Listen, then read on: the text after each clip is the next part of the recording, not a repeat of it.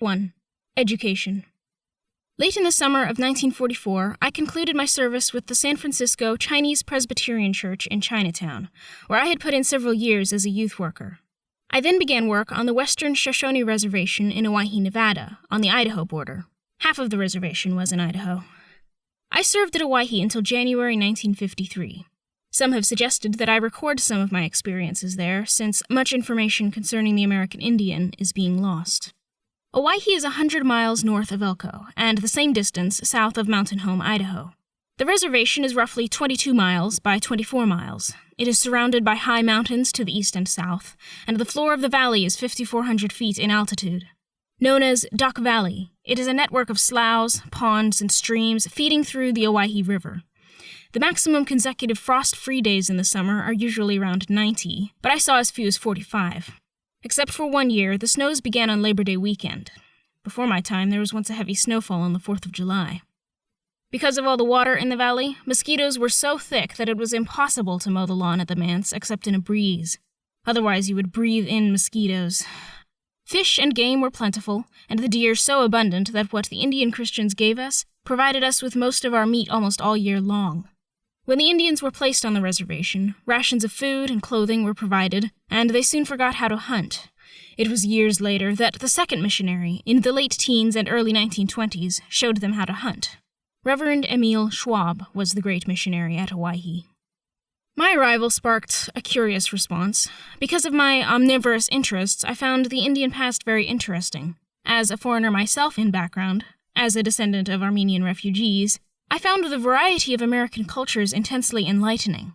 This met with a ready response from the Indians. My foreignness helped me to win their acceptance. The two tribes at Owyhee were, and are, the Paiute and the Shoshone. Related peoples, but culturally very different. They could understand each other's speech, but not each other's ways. The Paiutes were very tribal. Whatever their leaders determined became law for all. Dissent ended when the leaders came to a conclusion. The tribe refused to allow the Idaho Power Company to electrify the reservation after World War II, until one elderly Shoshone agreed to it. The Paiutes had agreed, but this one man among the Shoshones was a holdout. For the individualistic Shoshones, unanimity was necessary. Weeks went by, with many meetings, the power company officials traveling from Boise, Idaho, about 144 miles distance, to try to persuade old Jimmy Bell to agree to electrification. He finally did. For the Shoshones, this was the right way. For the Paiutes, it was stupid. When the Civil War began in 1861, the Paiutes asked the Shoshones to unite with them to destroy white power. They argued the matter at a meeting at the Reese River. Even Nevada's territorial governor attended the meeting, arguing against war. The Shoshones, usually favorable to the white man, finally decided for peace. In 1944, the grandchildren of the older Indians, some of whom could remember the coming of the white man, were totally disinterested in the old ways. The very elderly had no one to listen to them. Then I appeared, and long into the night they told me of the old days and old ways, how to scalp, how to survive, how to find edible plants, and much, much more. They showed a special hostility to anthropologists. The Indians laughed at how easily the anthropologists accepted lies. Mostly they disliked talking to them, and only did so because the U.S. Indian Service and its officials urged them to. The Indians' unwillingness to talk arose from the fact that the anthropologist had an agenda. He asked his questions in terms of what interested him. Had he first allowed the elderly Indians to talk at will, and then asked questions, the results would have been better. From my perspective, there was another problem with the anthropologists. Their framework of reference was evolution. They viewed Indian culture in terms of a myth, not in terms of taking an interest in a people whom God created and who needed Jesus Christ to attain their true potential. The anthropologists' laboratory approach irritated the Indians. As a result, even when they gave correct answers to the scientists' questions, the meaning and flavor of their lives was missed. To the Indians, those questions sounded artifact-oriented, not concerned with people. The older generations of Indians had seen a different kind of life. They believed that many of the answers provided by the old ways were still valid. To cite one example, old Jenny Owyhee often gave me, quote, practical, unquote, advice. She came to the reservation about the same time I did. Many years earlier, she had worked for the Grant Riddle family. Grant Riddle died at the age of 80 before my arrival, but had related to others that Jenny worked for his family when he was born, and at that time already had grown-up children. His estimates would put her age at close to 120 years. Jenny told me that her first 4 babies were girls. At the birth of the 4th, her husband broke the power of the spirits by grabbing the newborn girl baby and braining her on a rock. Jenny's next child was a boy. She was a kind and thoughtful woman. For her, the killing of the girl was a sad necessity in order to ensure a boy, for a boy meant survival in the wilderness. The old men believed strongly that theirs had been the best kind of education, by their grandparents. They thought today's Indians had gone astray and were worthless because the old pattern of education was broken. That was when I first heard the story of the little boy who survived alone in the wilderness after his parents were killed by enemies until he could find another camp of his own people. For these old men, that was education. It meant passing on the wisdom of the past and present to the future. These men saw the white man's world as full of marvels. The radio was of great interest to them, and the white man's guns and knives were wonderful. But for them, the lifelink was gone. Their grandchildren were not linked to them, but to the white man, and foolishly so. Those old men respected book learning. Some of them had gone to Carlisle, Pennsylvania in its earliest days, and they knew Pop Warner, later Stanford's famous football coach. One young Indian was named Warner. Some of the elders were better readers than their children and grandchildren. They respected my own interest in books. Family life in their childhood had been hard and bleak, dominated by the necessity for survival. 1 or 2 of them recognized that the freedom of the new life meant that one could do as he pleased, not as the family or the band dictated. They were not sure that such freedom was good. Some of their stories were about antelope hunting, such as how a knowledge of the way antelope run can enable one to kill many with only a bow and arrows. The Indian hunted when he needed food. He caught and dried fish in the spring runs when he could be sure of catching great numbers. He was not a sportsman, but a survivalist.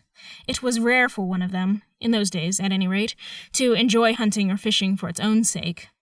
One reason for the catastrophe which struck Indian tribes was that now, with the coming of the white man, there were alternative forms of education.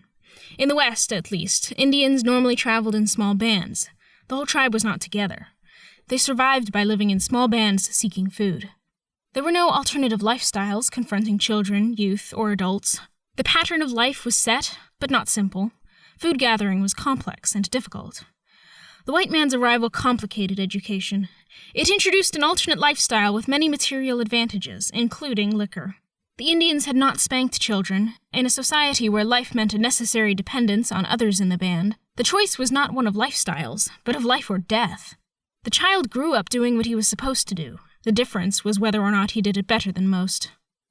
One of the most devastating effects of the white man's influence was that Indian children no longer grew into a set mold. Previously, the Indian could be brutal or not. He could be kindly or vicious. But in any case, he was an Indian who belonged to a band and lived the life of a band member. Now, other patterns, alien to the life of the band, were being introduced. Children were no longer of necessity bound to their parents and the band. At an early age, they could work for the white man and be free of their people. The saddest fact of my own experience with the Indians was the indifference of the children to their parents.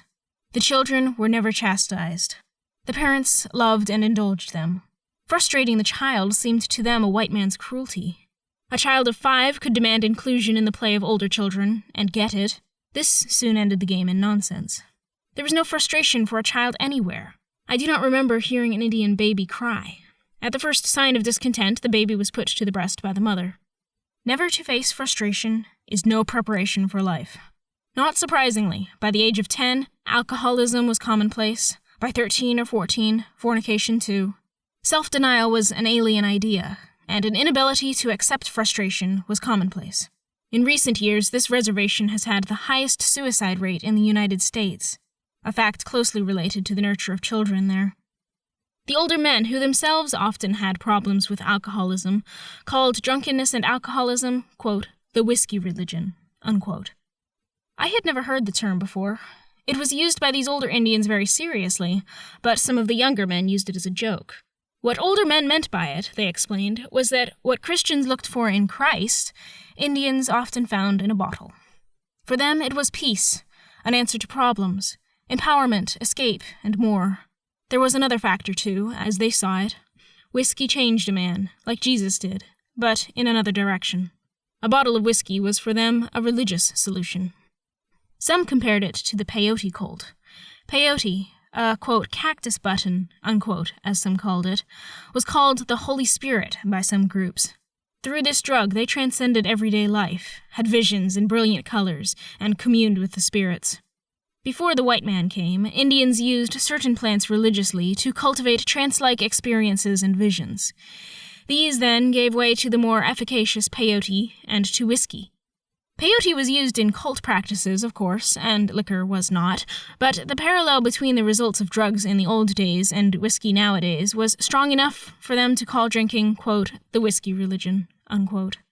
Religion for the Indians was a pragmatic concern. Their old beliefs were in spirits. The wolf and the coyote were greatly admired for their hunting prowess and were thus important in Indian religion. But what Indians wanted most from religion was healing. Hence, Pentecostalism and other healing churches appealed to them, until the healing failed and they abandoned such churches. Radio healing preachers were the only kind they listened to. Before I ever heard of Oral Roberts, who began his career in those days, from any Christian publication, I heard about him from Indians.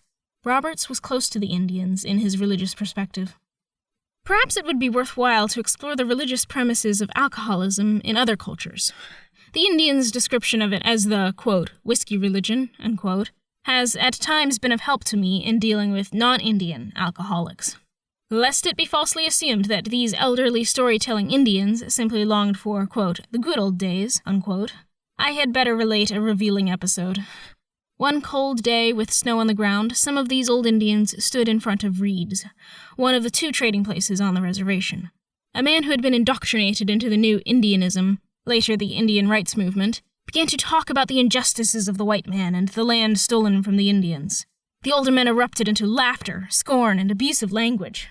I asked one of them what he had said in his Shoshone language, and he answered, quote, I told him that I grew up with his grandfather. I remember that man shivering in his moccasins and breechcloth on a cold day because he was a poor hunter. You have 2 pairs of pants on to keep warm, I said, and the white man's shoes and the white man's automobile to drive in. If you are fool enough to want what your grandfather had, don't count me in. I'm an Indian, not a jackass. Unquote. Those older Indians were hard-headed and unsentimental. That was when one man, laughing, told me the meaning of the conflict between whites and Indians. Quote, we wanted everything the white man had, but we didn't want him. The white man wanted what we had, but didn't want us. We lost. Unquote. The white man, by now, had become a sentimentalist, and so too had the younger Indians. But the older Indians I knew were all realists, and they also had a sense of humor.